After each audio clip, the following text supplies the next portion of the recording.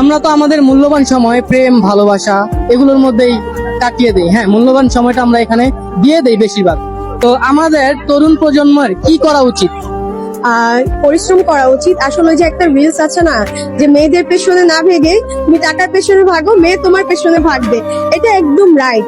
মানে আমি মেয়ে হয়ে এই কথা বলছি তোমাদের ছেলেদেরকে। অনেক জোস একটা অ্যান্সার ছিল। ওকে, গ্রাহকদের জন্য আপনার কোনো প্রতিশ্রুতি আছে?